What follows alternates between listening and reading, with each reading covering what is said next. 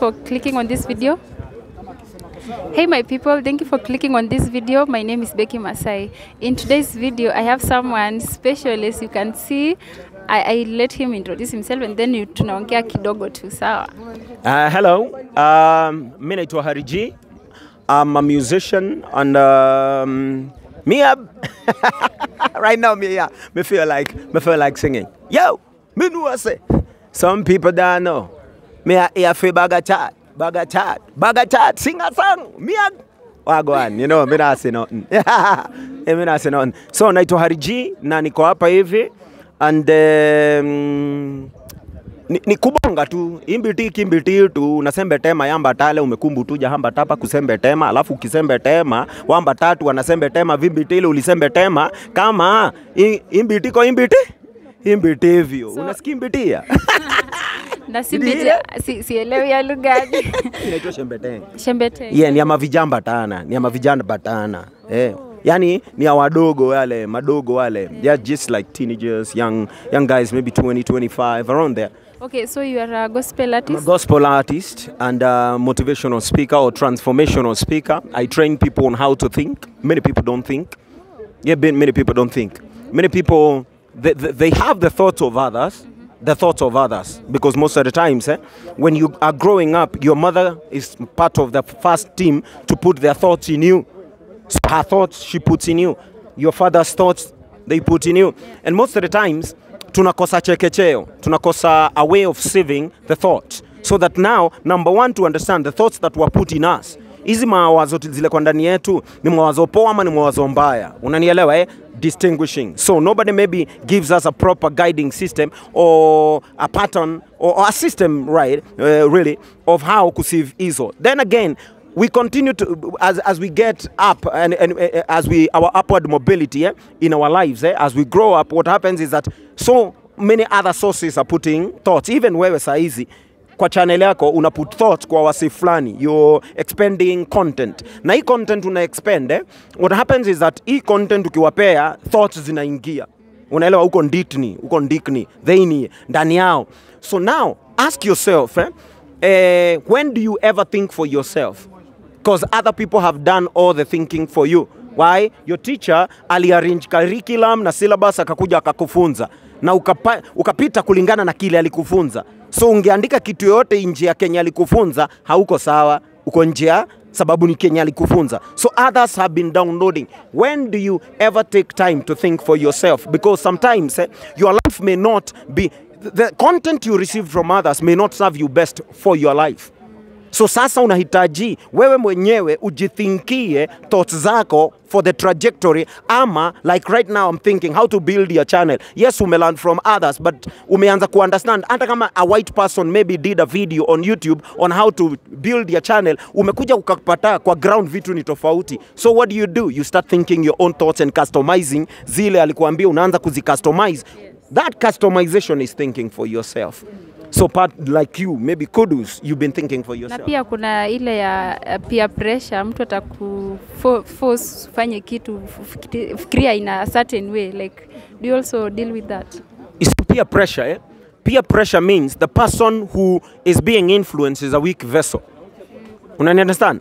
Hata hapa hivi, ma-artist wakiwa hapa hivi, kuna wale wana influence wengine na kuna wale wana influenziwa. Huyo ana influenziwa ni nini yako nayo? Ni weak. Let me give you example. The other day nilifanyaje kwa high school. Nikamwambia aje, niko na 2000 za kupea wasee hapa.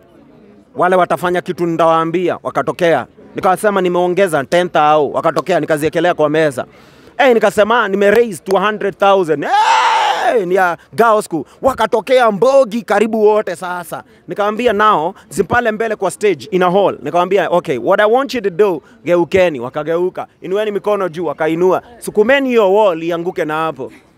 Wengine wali give up, wakatoka. Wale wengine walijaribu with 100,000 go. Girls pushed. Nikamwambia mwenye alitengeneza, the architect of the building, mwenye alitengeneza hii building, what alifanya ni alimake sure that this thing can hold that amount of pressure and feel nothing. Na mko wengi, mko mbogi, mko rende, mko raya, and yet if mkipush, nothing is happening. Why? The architecture. Nikamwambia peer pressure, apply the same with peer pressure. if you expect to be pressured to do things you don't want by some people outside there, what you have to do first, the first thing you do is build your internal architecture. Ndo kwa maana when other influences na sources za nje zikikuja kukusukuma, they have no, yuko kaa John Cena, you can't see me. You understand? Mwezi niona. So when you are able to do that, then so now of course easier said than done because it's a process. Nikisema ni rahisi. But the process of doing is the difficult part.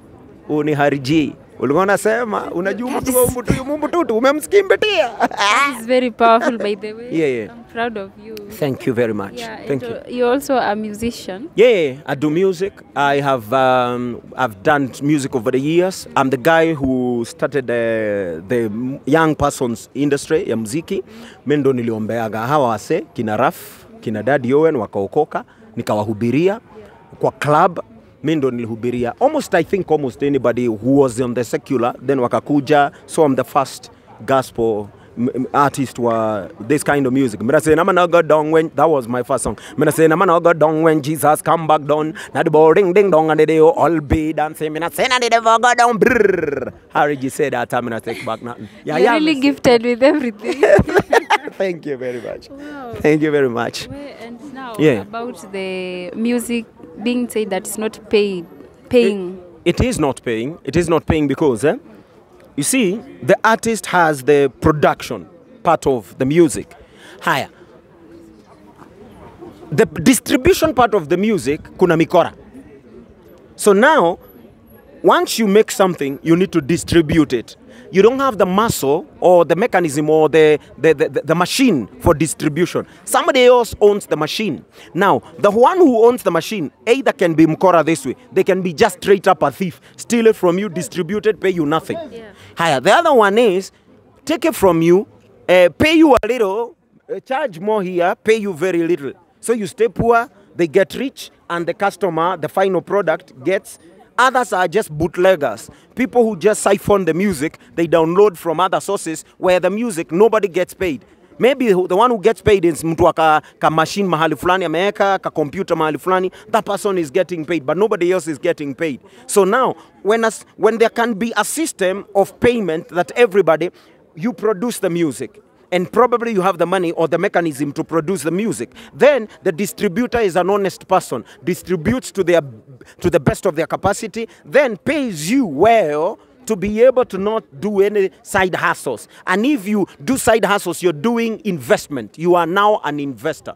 So that because you have the money, now you can invest. Now you can employ other people. I think music here, music industry alone, the music industry is capable of employing the 500,000 people talk about of unemployment. The government promise of 500,000. I believe the people here, if the musicians were to be paid right, they would invest right, and the music industry will grow. And the jobs we are talking about, so many people, like right now, you are here, supported by part of it, content, music. So the thing is what if it became more blossoming as an industry? More of you would come, you would raise your income and all those kind of things. The ripple effect is that every person would get theirs. Everybody would get a share. That's what I believe. That's what I believe. Yeah. So like, what about that idea of Eric Omondi? Do you support it for 75%? Kenyans? Yeah. Why? Because every great musician that we know from here go back to their country. It's their country that supported them. You cannot go anywhere minus a proper launching pad. The first thing you need to have in your life is a proper launching pad. If like, let's say you, we, me, and you here, 1963, we can't do this. If Kenya was back in 1963, where the Mau Mau are in the forest, where we in concentration camps, we have not the freedom to do this. That means generationally, we've been given the launching pad by those successive generations. Our predecessors have given us the platform now to do this. Now we are here just, looking like you're doing like this. Why? Because somebody did it for you. Were there not somebody before you? If somebody before you did not do what they did, they hustled. Your grandmother was not doing this. She was somewhere seriously with a djembe somewhere doing this. Look at you now. Your djembe is just a hold like this. You understand? No. Then this is your djembe, and you're doing, and the generations to come will not understand how their grandmother was doing this. If we play it right, they will say, "Me, I can't do that. That was very difficult. She held her hand the whole day like this, the whole day." You see? Now this is difficult in the generations to come. To your grandmother, they don't even make sense. Somebody pays you. You are paid just to do this. She said, yes, we tulikuwa tunapimiwa kutoka hapa mpaka huko, na tunaambiwa ni mapeni mawili. And it's the whole day, and her back was breaking. And now you say, the same tiredness, she went home, kaiwa mgongo, na wewe unaenda, my back. You understand? So somebody did this for us. What will we do for them? What is our responsibility? Then our responsibility as artists, as those who went into the forest, the Mau Mau for us, died for us. Now ours is, now we have these platforms. We can fight, we can get our message out. And our message can be that we, as we thrust it forth, somebody is going to listen. And it gets encapsulated or saturated within the, what you would call the collective psychology of many people. Others will have sympathy on us. They will say, man, we sympathize with your cause. We want to support. How can we support? And if we can get even the support of the fans and the normal Kenyan, the common Wanjiko, if the Wanjiko can rally behind us, the Hustler Nation, rally behind us, not only the elite, and then the elites, everybody fighting this fight, because we are building a country. We are not doing this for just ourselves. We are doing this for the country, because even our country will be known if its musicians are known. If its musicians prosper, then again we can prosper that way. We can prosper that way as a nation. That's what I believe.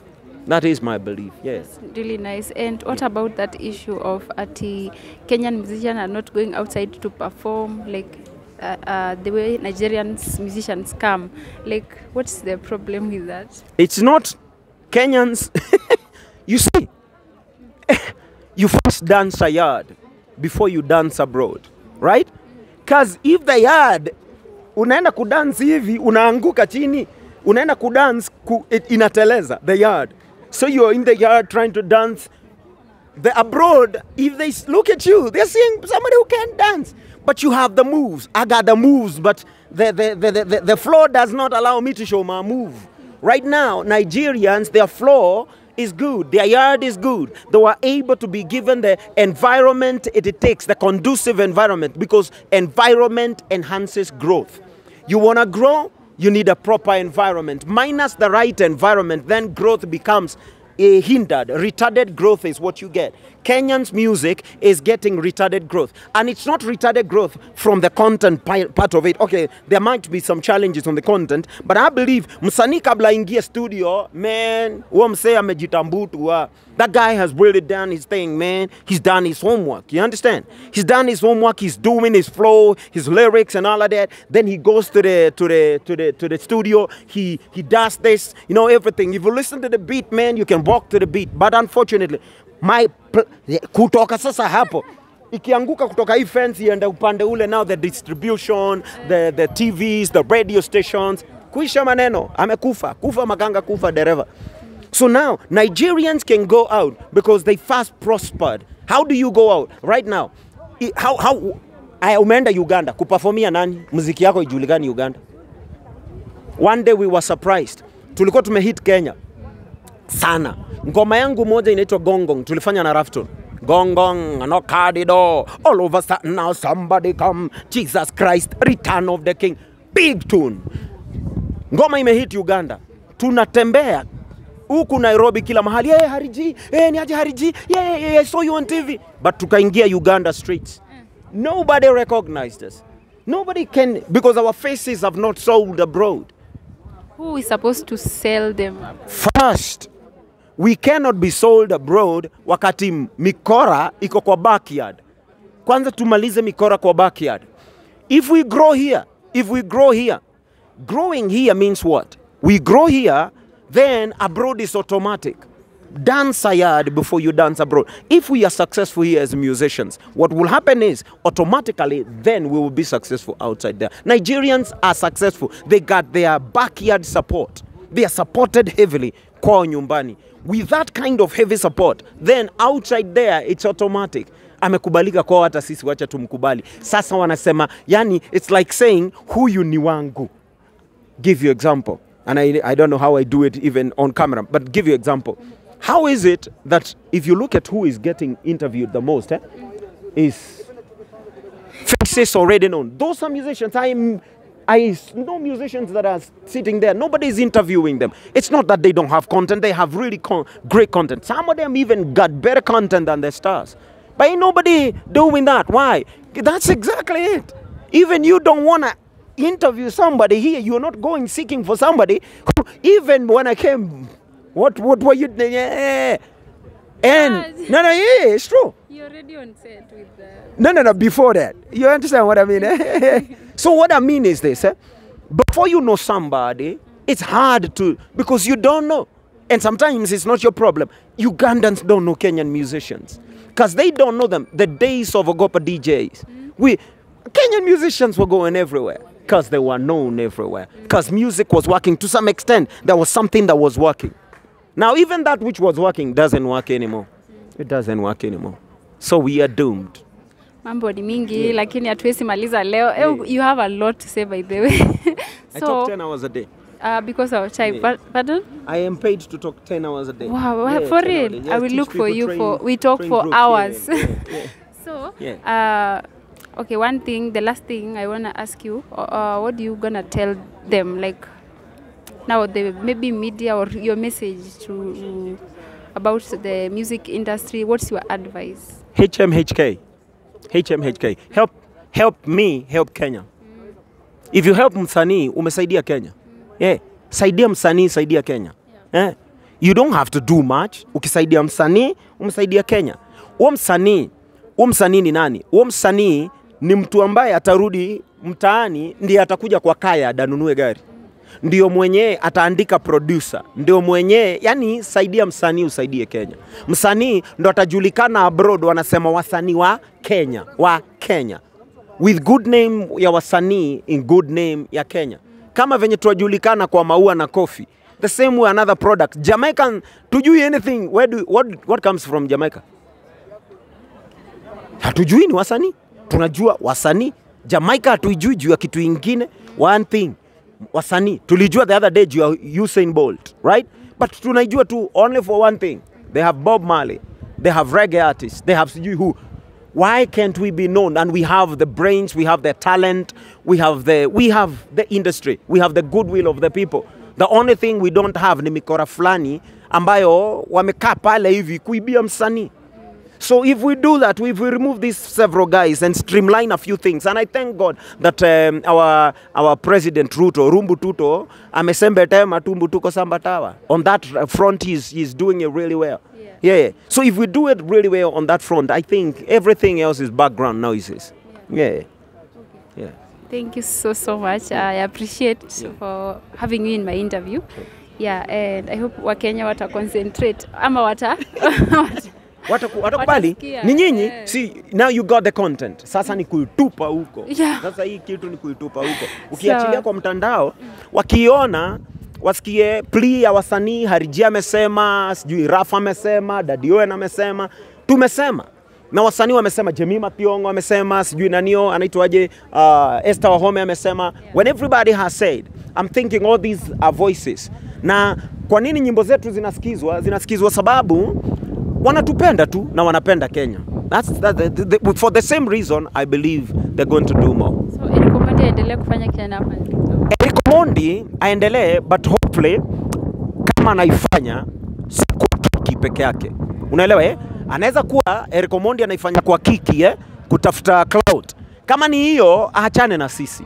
But kama anaifanya kabisa from the bottom of his heart, yani yeye ni mtu ambaye anafaitia Kenya, if that is why he's doing it, let him do it. But if that is not why he's doing it, achore hii kitu kabisa, aondoke hii kitu. Yeah. Okay.